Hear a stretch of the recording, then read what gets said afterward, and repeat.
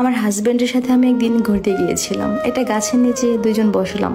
তারপর আমি আমার হাজব্যান্ডকে জিজ্ঞাসা করলাম, আচ্ছা আমি কি তোমার মনে জায়গা করে নিতে পেরেছি? তখন আমার হাজব্যান্ড উত্তরে বলল, না পারোনি। আমি তাকে আবার প্রশ্ন করলাম, আচ্ছা আমাকে কি তুমি পছন্দ করো?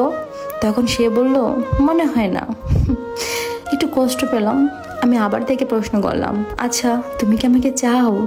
সে তখন উত্তরে বলল, না চাই না। কিছু কষ্ট পেলাম। তারপর আবার তাকে প্রশ্ন করলাম, আচ্ছা আমি চলে গেলে কি তুমি কাঁদবে? তখনও সে বলল, না কাঁদবো না। আমি তাকে আবার প্রশ্ন করলাম, তুমি কি আমার জন্য বাঁচবে? সে তখন বলল, না আমি তোমার জন্য কেন বাঁচবো, আমি আমার জন্য বাঁচবো। একটু কষ্ট পেলাম। আবারও তাকে প্রশ্ন করলাম, আচ্ছা তুমি কি আমার জন্য কিছুই করবে না? আমি তো তোমার ওয়াইফ। তখন আমার হাজব্যান্ড বলল, না তোমার জন্য কেন কিছু করব, আমি আমার জন্য করব। যাই হোক, আমি আবার তাকে প্রশ্ন করলাম, আচ্ছা আমি এবং তোমার লাইফ এই দুইটার ভিতরে তুমি কোনটা বেছে নেবে?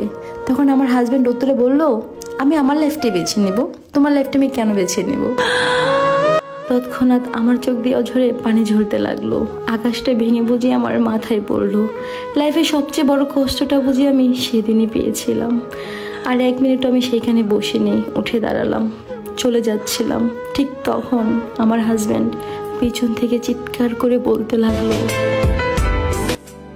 ওগো প্রিয়তমা, তুমি আমার মনে ঢুকতে পারোনি। কারণ কি জানো? তার কারণ তুমি আমার মনের ভিতরেই আছো। ঢুকবে কি করে বলো? আমি তোমাকে পছন্দ করি না এটা বলেছিলাম কেন জানো? কারণ আমি তোমাকে ভালোবাসি, প্রচণ্ড ভালোবাসি। আমি তোমাকে চাই না এটা বলেছিলাম কেন জানো?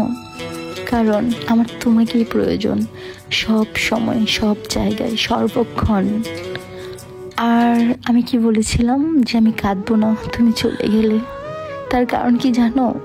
তুমি চলে গেলে তো আমি মরে যাব, কাঁদবো কি করে বলো? আমি বলেছিলাম তোমার জন্য বাঁচবো না। তার কারণ কি জানো? আমি তোমার জন্য মরতে পারি। তুমি যদি চলে যাও আমি মরে যাব।